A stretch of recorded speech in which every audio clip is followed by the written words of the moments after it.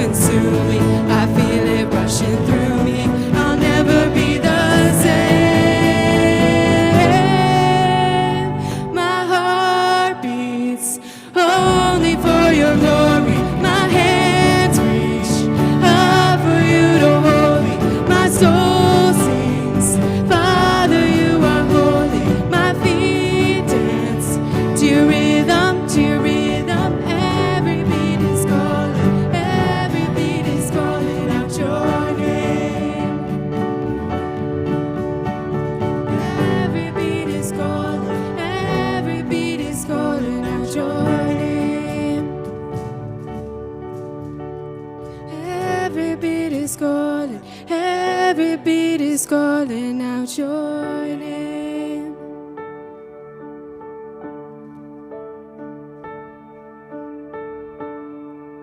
What a beautiful name it is.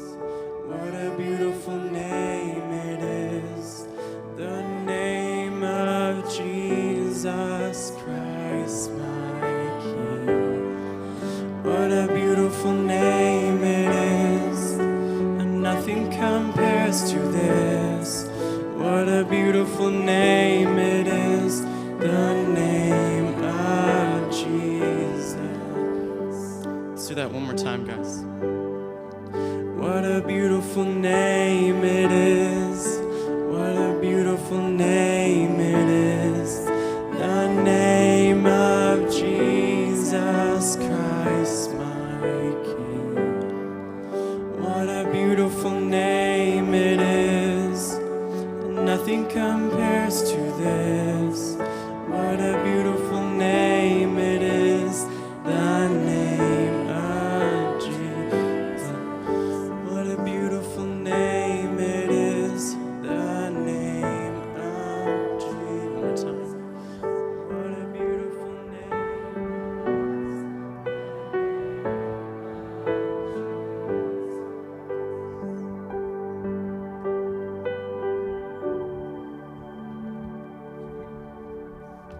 may be seated.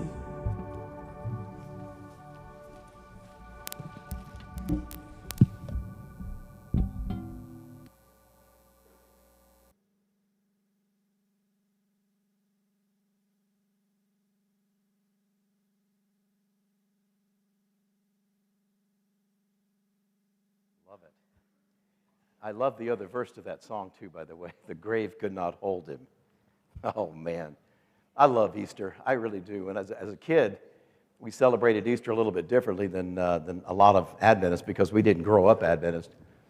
But, man, it was a glorious day. It's probably one of the few Sundays we ever went to church.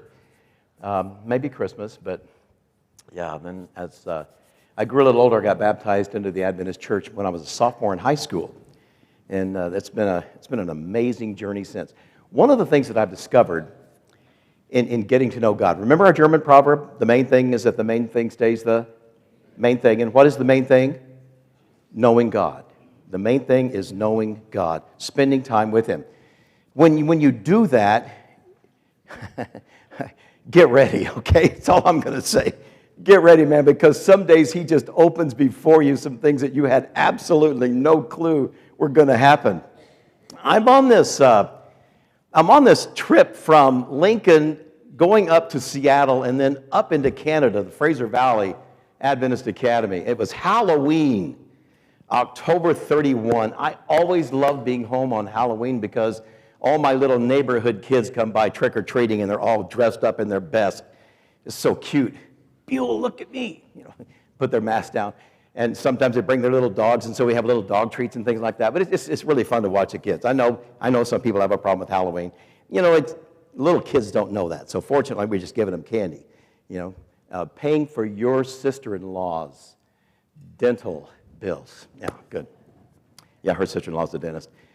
And so traveling in Halloween, a lot of the gate agents are decked out in their little outfits, Halloween outfits, and even the flight attendants sometimes will have certain things on. And I had bought myself a box of popcorn, which, by the way, is my all-time favorite food. Let's just put it out there, okay? But it's got to be stove-top popped. You know what I'm saying? You know what I'm saying.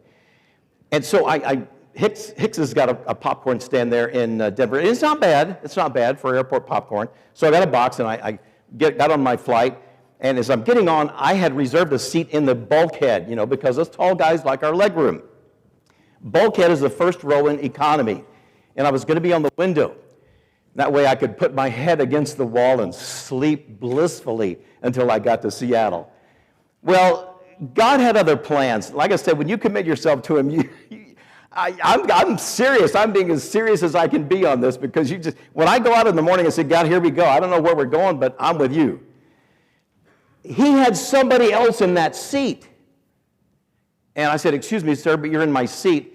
And he said, oh, I'm so sorry. He said, I want to sit next to my wife if you don't mind. My seat is right across the aisle. And I said, okay, which one is yours? He said, it's the middle one. Middle seat. And so I said, okay, yeah, I don't want to come between a man and his wife. Blessings. I went over across the aisle, and next to me on either side, I'm not kidding, East German wrestlers. They must have been. They were huge. And it's not really comfortable when you're sitting like this and you're rubbing up against flesh on both sides. It's kind of like, ooh. If it's my wife, that's cool, man. I don't mind that at all. But I'm sitting there like this, and I got my popcorn. It's really hard to eat popcorn like this. And so I said, hey, guys, you want some popcorn?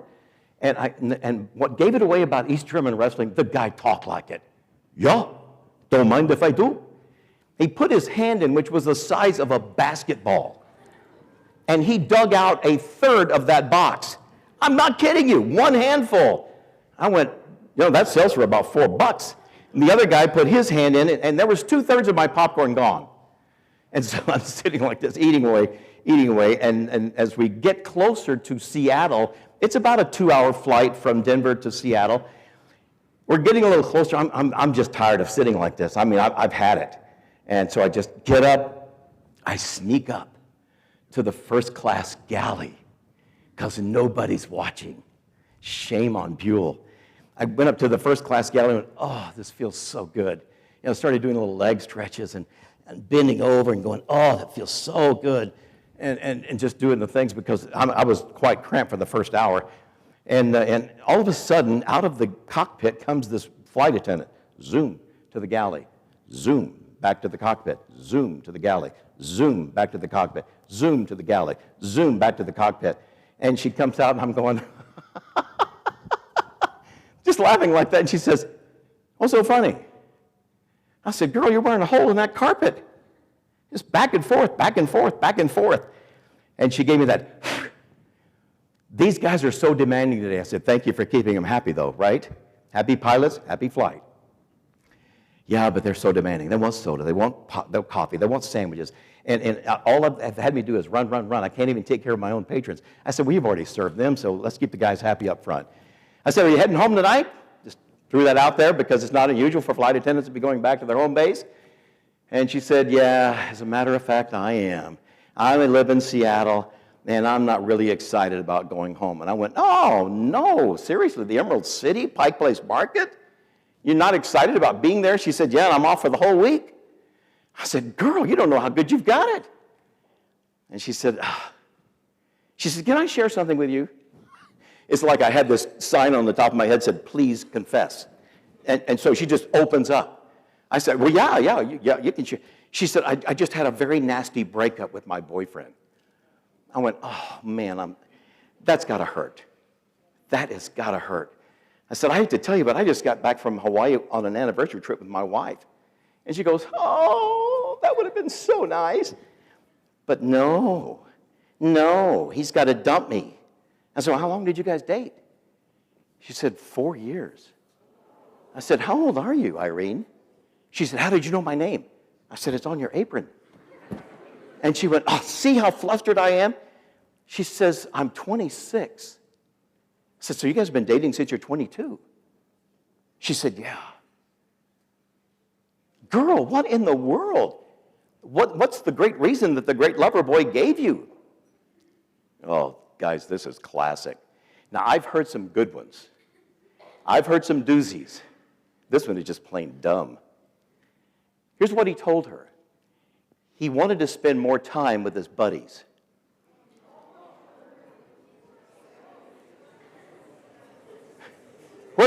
I want to know right now where Billy Crystal is. Hello. More time with your buddies. And so I started doing this. And she said, what are you doing? I said, I'm raising the flag. She said, what flag? I said, a red flag. I said, girl, and I said, I hate to tell you this, Irene, and please take it in the spirit in which it comes out of my mouth, but he doesn't love you anymore. She said, how do you know that? How can you say that? I said, what is love? Love is spelled G-I-V-E. It's spelled give. God so loved that he what? Gave. The same thing is true, ladies and gentlemen, in a romance between a man and a woman on this planet. It's giving. You are giving everything that you are to the other person. That's what commitment is all about. You're giving and you're expecting this person to use what you've given with what has been given to them in the attitude that you wanted them to receive it. It's really complicated. I said, he doesn't love you. I'm sorry to be the one to break that news to you. But if he says he wants to hang out with his buddies, you guys have been dating 4 years, man, I just wanted to tell her he's tired of you. I didn't say that, though. I said, he's ready to move on. And she looked at me, and then she looked down at the floor, and she said, are you serious? I said, what do you think? She said, I guess it's true. And she said, you know what the pits is? I'm going to wake up in my apartment every morning, look out. On the street, his truck is going to be parked. He's going to be eating breakfast at a cafe right across the street from where I live with his co-workers. They're going to eat breakfast, and then they're going to work. I'm going to look out, and I'm going to see his pickup. I said, let me give you some therapy. Are you ready for this? And she said, oh, no, what's coming? I said, this is going to help you a lot. I said, Irene, my daughter just went through a pretty tough breakup, too. And she was forlorn and heartbroken. And she said, what did you tell her? I said, here's what I told her. And you're going to find this to be true in your life too. That right now, time is your worst enemy. But in the long run, it's going to be your best friend. And she looked at me kind of quizzically, and I said, yeah, think about it. Time has a tendency to ferret out things that you don't see when you're up close and personal. You give it a few weeks, a few months, even a year, you look back, and you see things that you weren't able to see when you were up close and personal. I said, I used to officiate basketball for high school and small college. And said, one of the things we officials did, we kept moving. We knew where our partners were. We knew when off-ball coverage was necessary, when on-ball coverage was necessary. We made sure that we had the scope of that thing, but you have to give yourself distance from the court. I said, if we're way too close to the players, then we get blocked from everything. I said, it's the same thing. You have to step back and give this thing some time. I said, I was going to marry a kid just a few years ago. And he called me 3 weeks before the wedding and said his fiance called it off. 3 weeks before the wedding. And she goes, oh. I said, yeah. I said, just be thankful that he did it to you before you got to that point where you were married. I said, right now it's way better. You don't see that right now because time is your worst enemy. It's going to be your best friend in the long run. And she kind of folded her arms and she said, you know what? Yeah, it got to make sense. So I said, let me give you an assignment. Are you willing to try something? I said, if it doesn't work, then blame me. She said, okay. I said, in the morning, when you look outside and you see his truck, 2 songs I want you to sing. Na, na, na, na, na, na, na, na, hey, hey, hey, goodbye. And then that other lovely song that I love so much, he's out of my life. He's out of my life. I said, now that sounds really weird and it sounds stupid. I said, but try it at least once. I said, give it a shot, Irene. I said, you deserve somebody who's going to love you and who's going to cherish you. You don't have to settle for just any guy. I said, man, I feel so bad. And then I got to thinking, well, it's kind of typical of this generation. You know, these kids jump into things and they don't understand the big picture of it, and all of a sudden they get disillusioned. And then we come along like Humpty Dumpty's guardians, and we have to put him back together again. And we can do it, but it's so much easier if it's done right the first time. Let me get 5. Ooh, perfect. You guys, you just volunteered. Come on up. Let me show you. Yeah. There's real good money in this, by the way. Sorry, you didn't volunteer. Okay, I want you guys to just stand up here. Ireland. Okay. Irish. Okay, right there. And then you guys stand over here. Now I want to show you how this works. Pretend that this is a graphic equalizer, if you would, okay? And there's 5 things. This is what we call the relation attachment model. And a lot of kids don't understand it, they don't know it, and so they end up like Irene. All right, this first guy is no. No. What have we said? The most important thing in life is knowing God. How do you know somebody? It's not rocket science. You spend time with them. You observe them. In class, when they fail a quiz, you see how they respond. Well, if you go home and you see how they react around their mom and dad, you get a picture of them. You see how they respond when things don't go right in the cafeteria or, whatever it is. But you're spending time getting to know this person. You see what they look like when they're sick and when they have a fever and when they're puking. But you get to know this person. You know them. And the more you know them, let's say here we come, whoop, right in the middle. The more we know him, guess what happens? You begin to trust them. Ooh, novel idea. Notice the trust should never go above where this level is. So his trust should be about right here.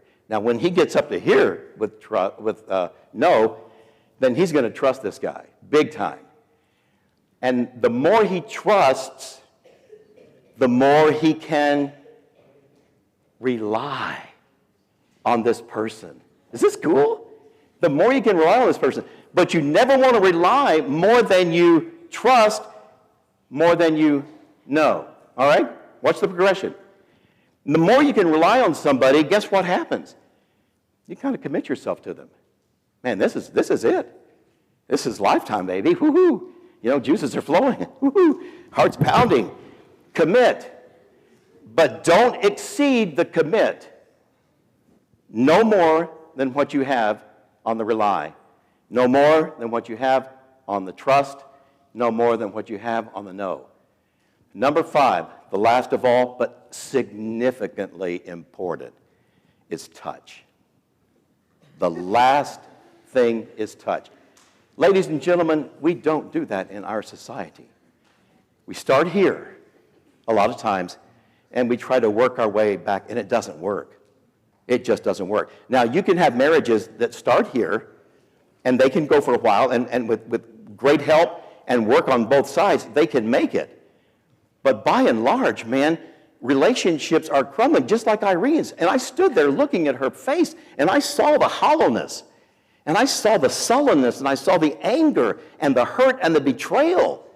She had been with this guy for 4 years. Now, I don't know what their physical relationship was like, but I live on this planet. And so make sure that you know, first and foremost, that you can trust, that you can rely, that you can commit. You guys have been absolutely amazing. And that you can touch. But remember, never exceed. If the touch is here, make sure the commit is here. You see what I'm saying? So never go beyond where this last graphic is. And you're going to find yourself in a better relationship. And I wanted to break that down for Irene, but I just didn't have time. Thank you guys so much. I appreciate that.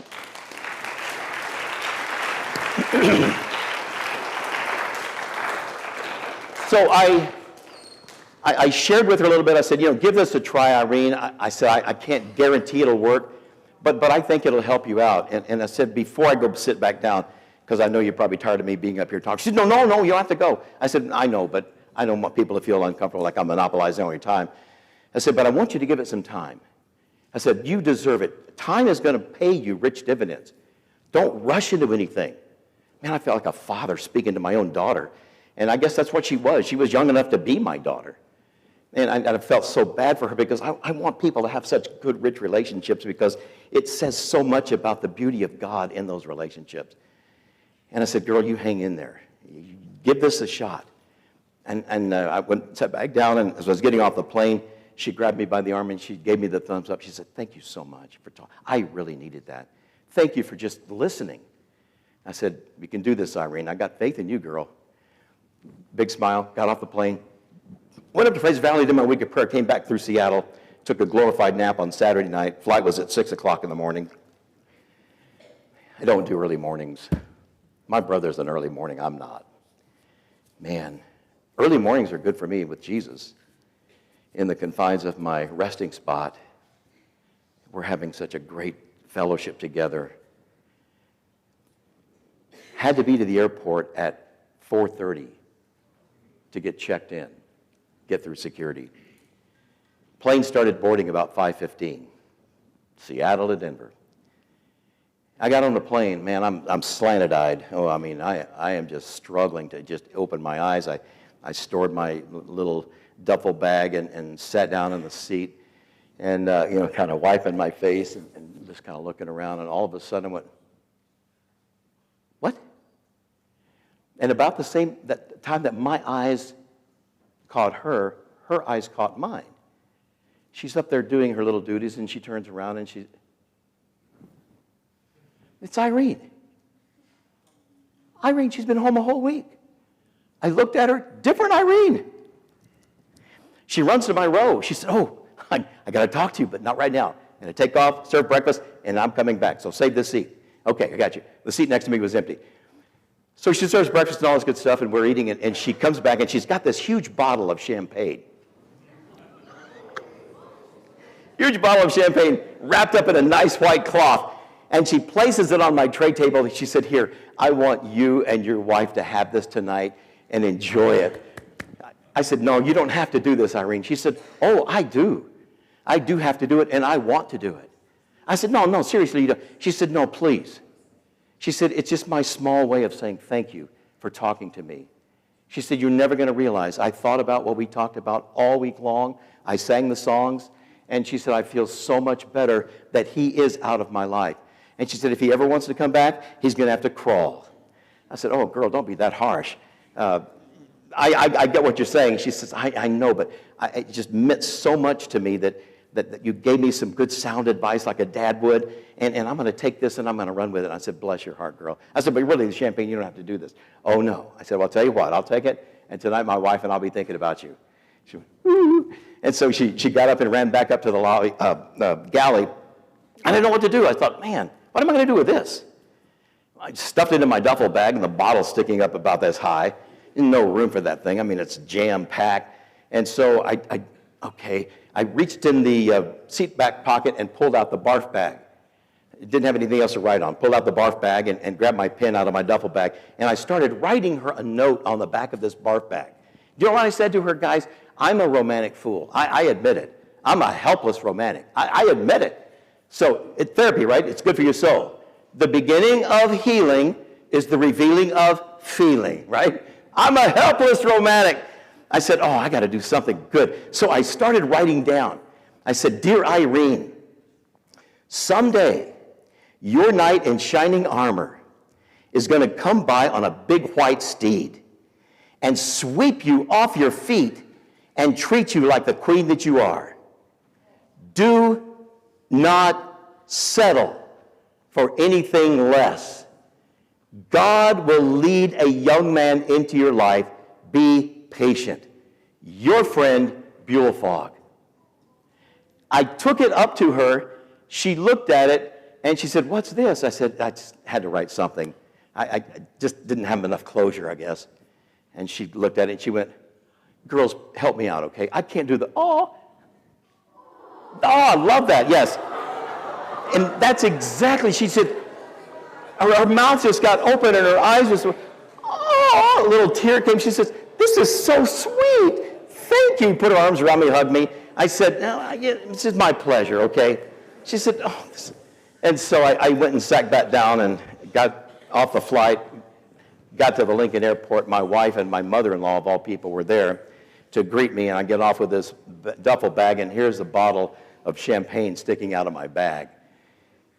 And, oh, my wife, so good to see her. Hug, hug, kiss, kiss. And mother-in-law, just hi. And now, she's actually a good lady. And so she said, hey, what do you have? Oh, it's just a champagne bottle. A champagne bottle? Yeah. Where'd you get that? And then I told her the story. I said, Irene gave it to me. And I told her the story, and she goes, oh, that was really sweet of her. She said, you're not going to keep it, are you? Well, I said, yeah, I thought I would. What? Buell, we don't drink. I said, I know that. Just because you have a bottle doesn't mean you're drinking. She said, but what if the kids get into it on Friday night when they come over for rolls? And then I said something I should have never said. I said, then they'll say, party on, dudes. And she did not think that was funny at all. I mean, she looked at me very sternly, and she said, that's not funny, mister. And when she said, that's not funny, mister, that's not funny. I said, oh, I'm sorry, babe. I said, but I'm going to put it up in the pantry. And she said, why are you going to keep this thing? Let's give it to some of our friends in the neighborhood that we know drink champagne. And I said, no, I'm going to keep it up there. She said, give me one good reason, and you can keep it up there. Whew, that's pretty heavy stuff, one good reason. I said, here's my reason. I want to be reminded of how little it takes to touch somebody else's life and make their life a little bit better. It's not rocket science, guys. It's not that I'm this great counselor, this great love doctor. It's just the fact that I like people. And I love to do whatever I can to make them feel better about who they are. Now, I got to tell you, true confession is good for the soul. You guys come for a volleyball tournament, you come for a soccer tournament, you want to come over to my house, you can see the collection of champagne and wine bottles I have in my pantry. The collection has grown to 9, all from flight attendants that I spent time with, talking to encourage them and help them through certain situations. And you know what it is, guys? You know what it is? It's basically just being available. It's basically opening this and then maybe interjecting something at just the right time. Irene knew what she needed to do. We all do. You know, when you lay down at night, you may have been able to fool everybody else during the day, but when you're all by yourself, head on the pillow, you can't fool yourself.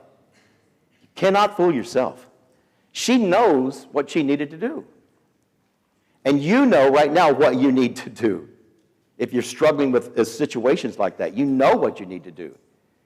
But sometimes you just get in the way of, well, God, I think I can do this better than you. And when you take over, sometimes God just steps back and says, okay, let's see how that works for you. And then you run amok, and all of a sudden, you're a ship without a rudder.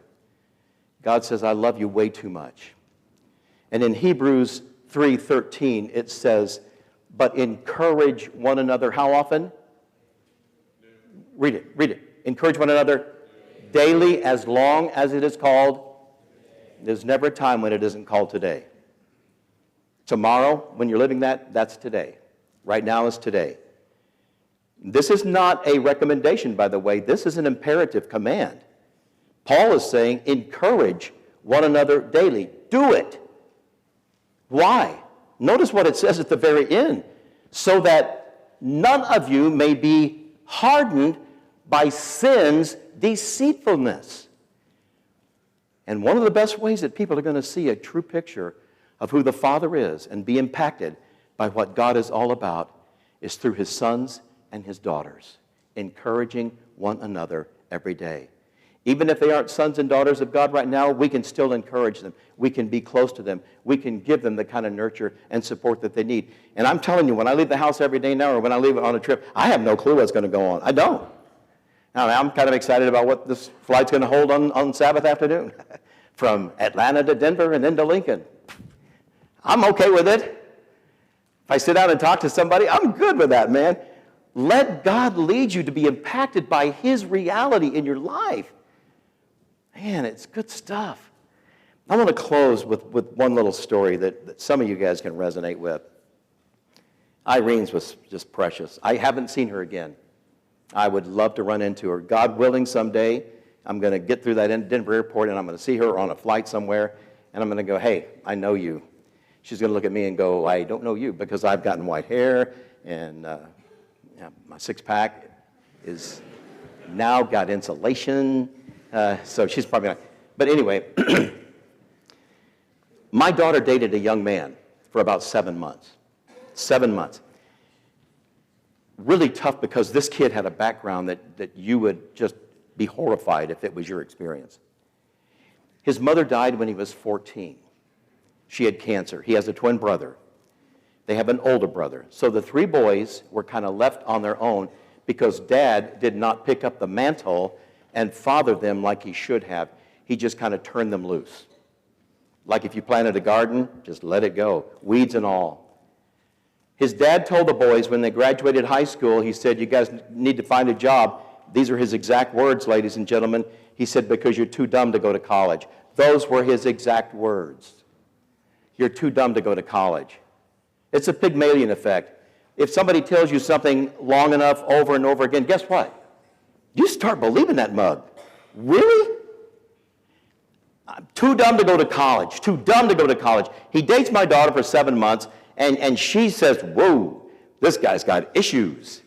And I said, yeah, I wonder why. Don't celebrate Christmas. Don't celebrate Thanksgiving. No birthday celebrations.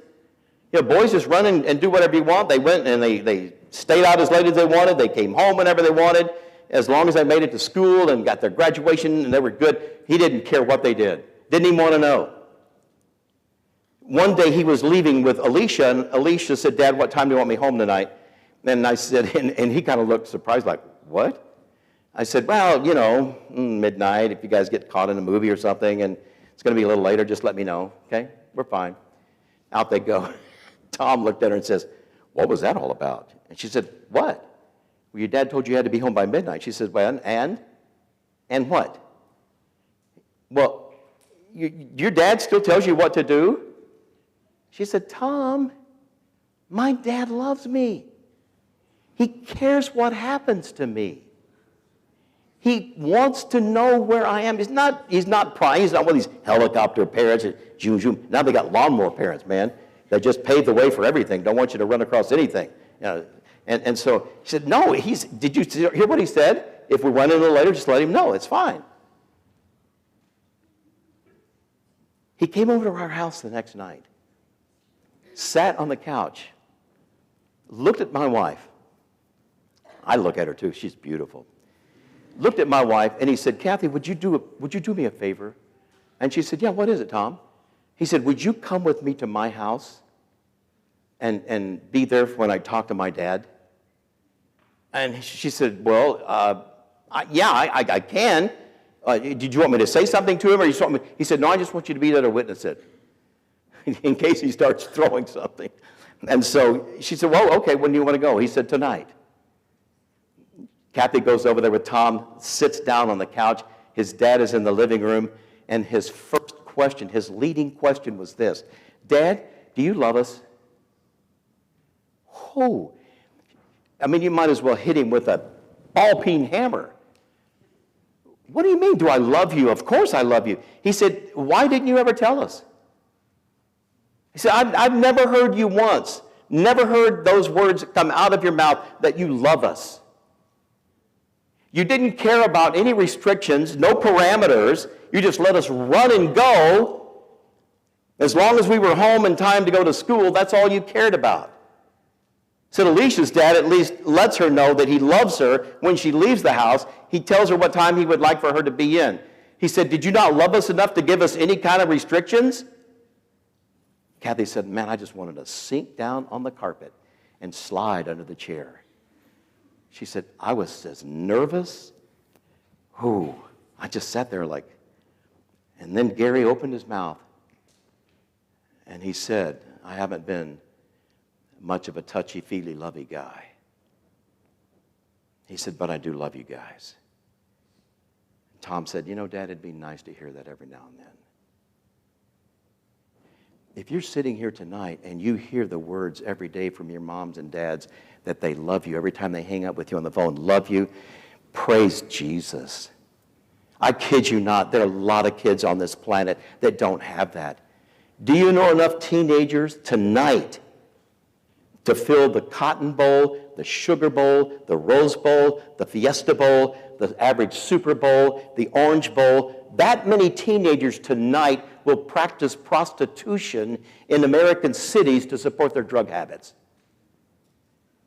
I wonder who's told them that they are loved. My heart breaks for this generation. Guys, Jesus is coming. It's a fact.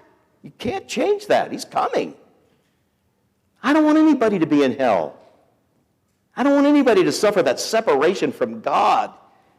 So I want to take Paul's words seriously, to encourage people every day that I have the opportunity to make somebody feel better and to point them to Jesus. Kathy and Tom went back home. He took her back to the house. 7 months come and go, and Alicia breaks up with him. And I said, honey, what happened? She said, Dad, he's got issues. I went, no. He does? She said, Dad. I love it when Dad, like you know. I said, what's he going to do now? His dad never expressed how he loved him. And now you've dumped him. I said, I'm not putting any guilt trip on him. He said, Dad, he needs a mom. He doesn't need a girlfriend. He does not know how to treat women. Wow. I said, okay. It must have been a couple of months later that Tom appeared again on my front doorstep. I answered the door, and here's Tom. I went, Tom, dude. Hey, I opened the door, and this kid just kept looking at the ground. He just said, hi, Buell. Can I come in? I said, yeah, come on in. And he comes in, he sits on the couch, and he just sits there looking at the floor, and he's twiddling his fingers, and you could tell he's as nervous as a non-religious person in a church. He's just, And I said, what's up, Tom, dude? What's up? I just want to see Kathy if she's, oh, yeah, she's here. Oh, let me go get her. She was out in the back of the room or something. I said, hey, Cap, come on up. Tom wants to talk to you. She sits down with, "Hi, Tom." She sits down on the couch across the room from him, and Tom gradually looks up. And he said, "Kathy, could I adopt you as my mom?" And my wife has got a heart the size of Texas. She would adopt every one of you guys. She loves people. And she is just, she's a beautiful person. And she said, "Yeah, Tom, I would be more than honored to be your mom." He had no mom, no active father. And so he started coming over. And every time he would come over, he would want to go walking with Kathy through the neighborhood, walk through the neighborhood. And after about the third or fourth time, I said, "Honey, what do you guys talk about?" She said, "Well, he's got a lot of questions about women.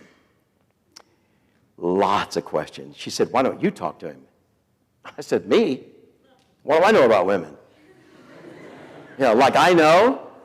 Shh, are you kidding? He's asking the right person, a woman. I don't know anything about you ladies. You're mysterious. I know that. I love you dearly, honey. I know that. But don't ask me to try to explain, because I don't know. Walks, phone calls, talks. Habit of coming over Sunday night, having supper with us, watching football. Either that or during the off season, watching a movie. Right there in the house, just spending time with us. Go out to eat. "Tom, you want to go with us?" He's there. We've had that kid now for 22 years. No. We got him when he was 19.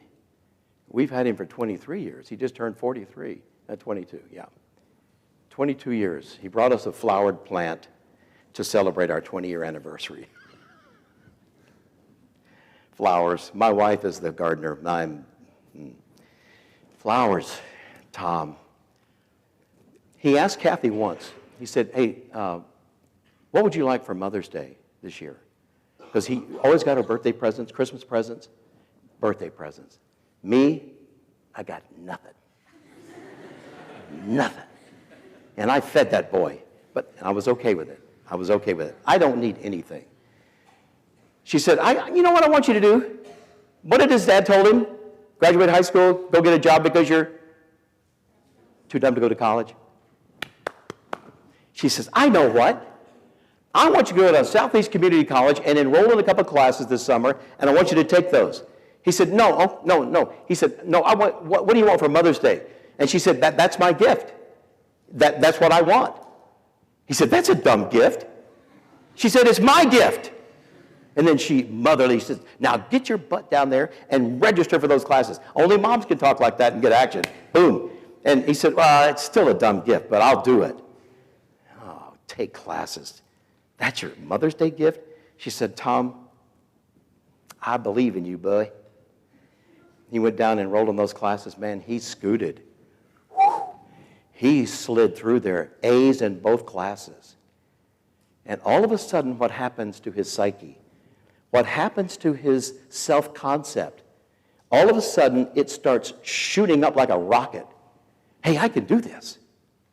I can do this. And so he takes college classes. He works full-time during the day. He takes classes at night. And during the summer, he takes extra load. And he's still working. He gets through college in 5 years.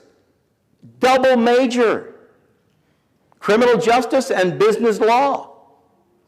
How dumb was this kid? 3.84 cumulative GPA. Because my wife encouraged him. She believed in him that he could do this.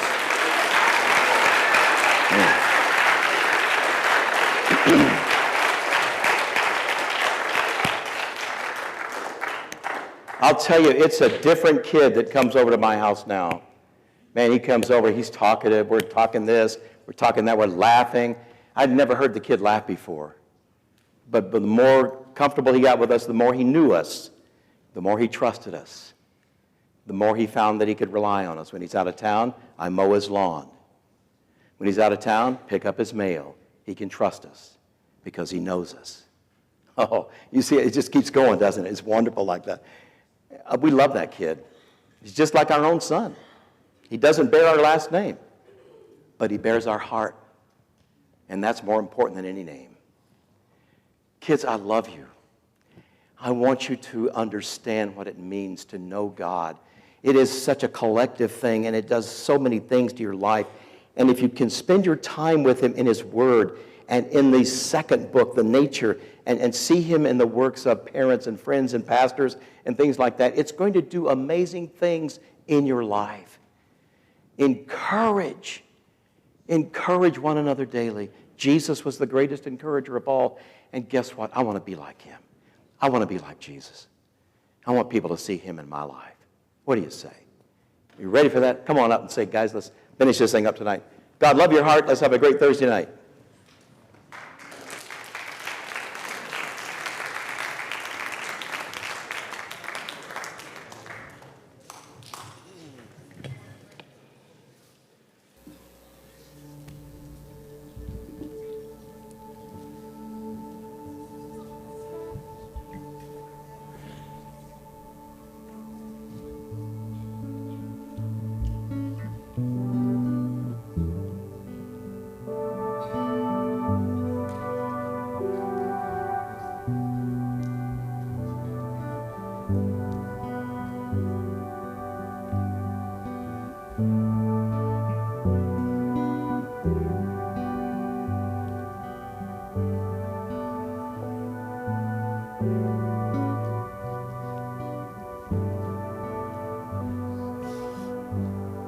Go back to the beginning.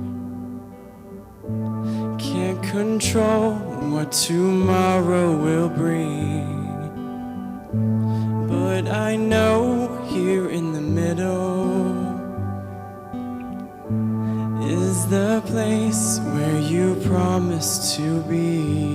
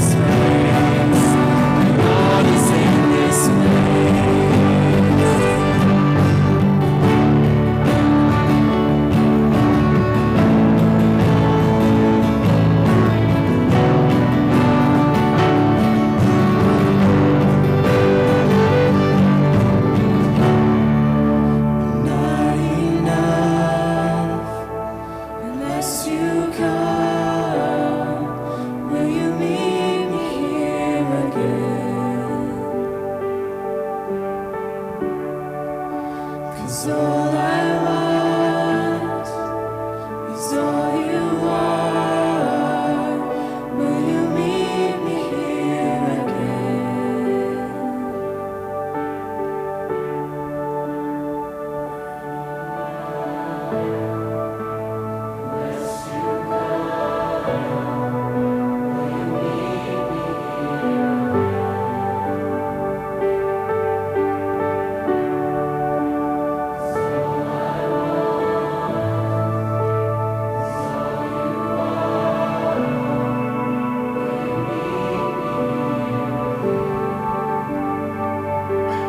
Let's pray. Dear Lord, thank you so much for this day.